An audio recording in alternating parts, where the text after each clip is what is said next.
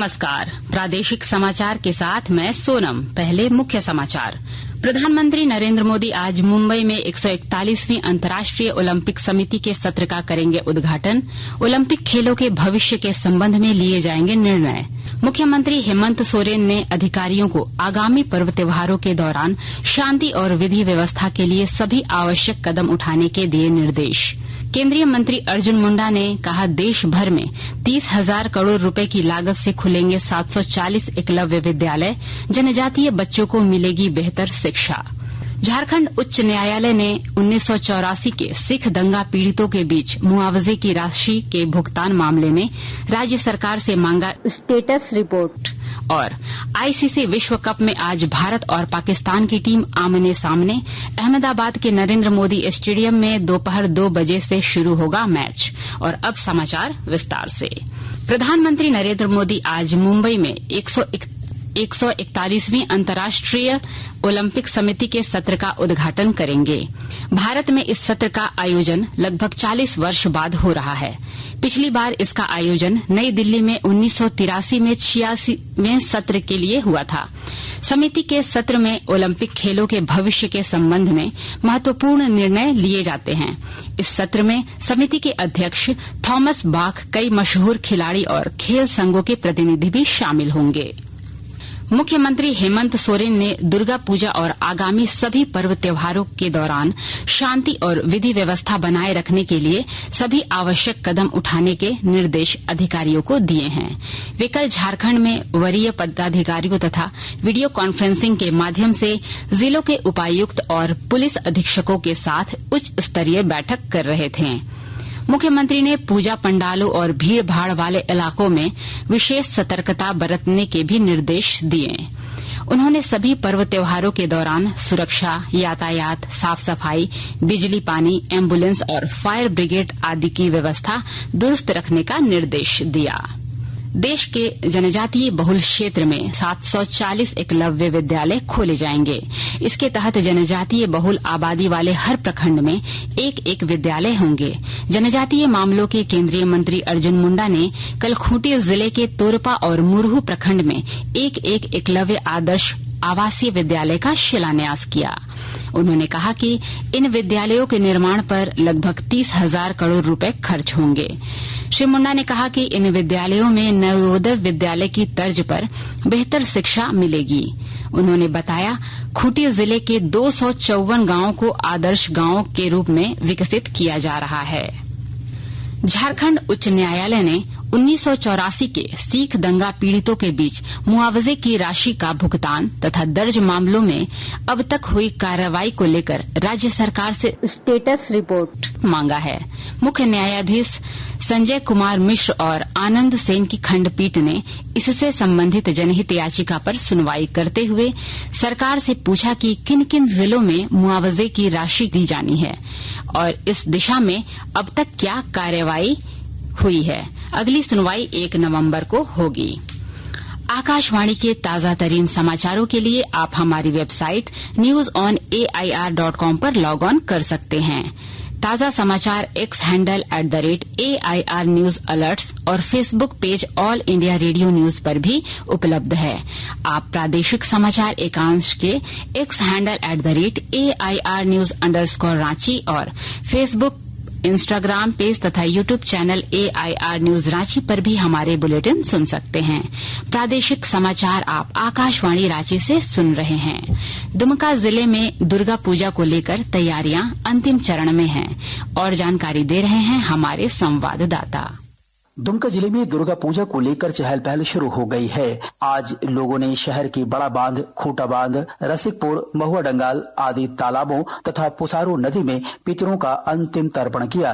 इसके साथ ही पितृपक्ष को विदाई दी गई। कल से शारदीय नवरात्र आरंभ होगा। दुमका शहर तथा आसपास के इलाकों में 32 स्थानों पर देवी दुर्गा की प्रतिमाएं स्थापित की जा रही हैं। मूर्तिकार प्रतिमाओं को अंतिम रूप देने में लगे हैं। वहीं पंडालों का निर्माण कार्य भी अंतिम चरण में है। इस साल भी मुख्य मेला यज्ञ मैदान में होगा, जहां 10वीं के दिन रावण वध होगा।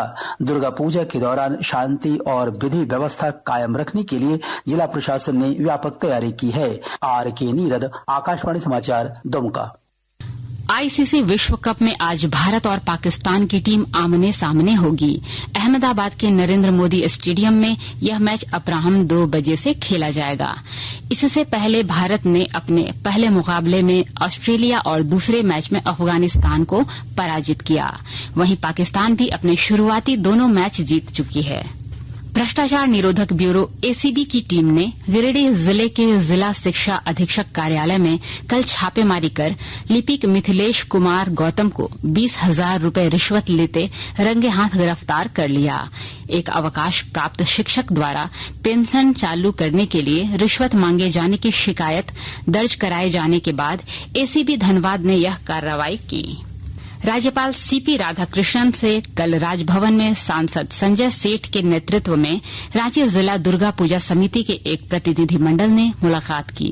प्रतिनिधिमंडल ने राज्यपाल को राजधानी रांची में दुर्गा पूजा उत्सव को लेकर चल रही तैयारियों की जानकारी देने के साथ उन्हें पूजा पंडालों के भ्रमण के लिए आमंत्रित किया।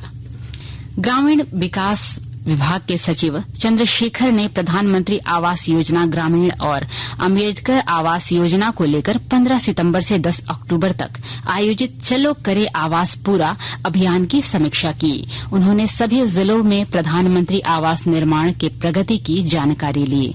इस मौके पर उन्होंने मनरेगा के तहत ज्यादा से ज्यादा मानव दिवस के सृजन और योजनाओं की जियो मैपिंग करने के भी निर्देश अधिकारियों को दिए।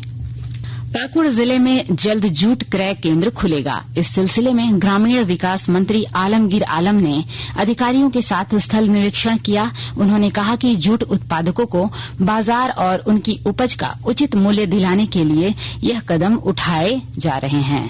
इस केंद्र के खुलने से जूट उत्पादन में भी बढ़ोतरी होगी।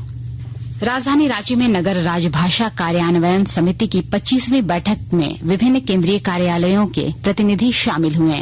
मुख्य आयकर आयुक्त रांची कुमार संजय ने बैठक की अध्यक्षता करते हुए केंद्र सरकार के सभी कार्यालयों में हिन्दी का अधिक से अधिक प्रयोग करने का पर जोर दिया। वहीं प्रधान आयकर आयुक्त डॉक्टर प्रभाकांत ने कहा कि हिन्दी हमारे देश की संस्कृति और संस्कारों का प्रतिबिंब है। इस मौके पर सरकारी कामकाज में हिन्दी के प्रयोग को बढ़ावा देने और सरकारी कर्मचारियों की आसानी के लिए स्मार्टफोन के प्लेट स्टोर पर कंठस्थ 2 और 3 उपलब्ध होने की जानकारी दी गई है। और अब कुछ संक्षिप्त खबरें। मुख्यमंत्री हेमंत सोरेन आज पश्चिमी सिंहभूम जिले के गोइलकेरा में शहीद देवेंद्र मांझी की पुण्यतिथि पर आयोजित श्रद्धांजलि सभा में शामिल होंगे। सरायकेला खरसावां जिले के उपायुक्त ने झारखंड राज्य फसल राहत योजना की समीक्षा की। उन्होंने संबंधित अधिकारियों को इस योजना की प्रगति में तेजी लाने का निर्देश दिया। लातेहार में झारखंड राज्य सब जूनियर वॉलीबॉल चैंपियनशिप 2 से 5 नवंबर तक आयोजित होगा। और अब अखबारों की सुर्खियां। रांची में प्रकाशित अधिकांश अखबारों ने झारखंड उच्च न्यायालय द्वारा मुख्यमंत्री हेमंत सोरेन की याचिका खारिज करने की खबर को प्रमुखता से प्रकाशित किया है। प्रभात खबर ने राज्यपाल द्वारा विनोद बिहारी महतो कोयलांचल विश्वविद्यालय धनबाद के कुलपति को पदमुक्त किए जाने की खबर को पहले पन्ने की सुर्खी बनाई है।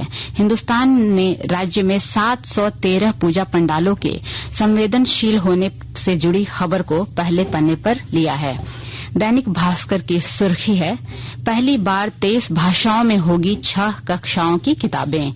दैनिक जागरण, अंग्रेजी अखबार हिंदुस्तान टाइम्स और द टाइम्स ऑफ इंडिया ने गाजा में इजरायली सेना के घुसने की खबर को पहले पन्ने की सुर्खी बनाई है। अंत में मुख्य समाचार एक बार फिर। प्रधानमंत्री नरेंद्र मोदी आज मुंबई में 141वीं अंतर्राष्ट्रीय ओलंपिक समिति के सत्र का करेंगे उद्घाटन। ओलंपिक खेलों के भविष्य के संबंध में लिए जाएंगे निर्णय। मुख्यमंत्री हेमंत सोरेन ने अधिकारियों को आगामी पर्व त्योहारों के दौरान शांति और विधि व्यवस्था के लिए सभी आवश्यक कदम उठाने का दिए निर्देश। केंद्रीय मंत्री अर्जुन मुंडा ने कहा, देश भर में 30,000 करोड़ रुपए की लागत से खुलेंगे 740 एकलव्य विद्यालय। जनजातीय बच्चों को मिलेगी बेहतर शिक्षा। झारखंड उच्च न्यायालय ने में 1984 के सिख दंगा पीड़ितों के बीच मुआवजे की राशि के भुगतान मामले में राज्य सरकार से मांगा स्टेट रिपोर्ट। और आईसीसी विश्व कप में आज भारत और पाकिस्तान की टीम आमने सामने। अहमदाबाद के नरेंद्र मोदी स्टेडियम में दोपहर 2 बजे से शुरू होगा मैच। इसके साथ ही आकाशवाणी रांची से प्रादेशिक समाचार का ये बुलेटिन समाप्त हुआ। नमस्कार।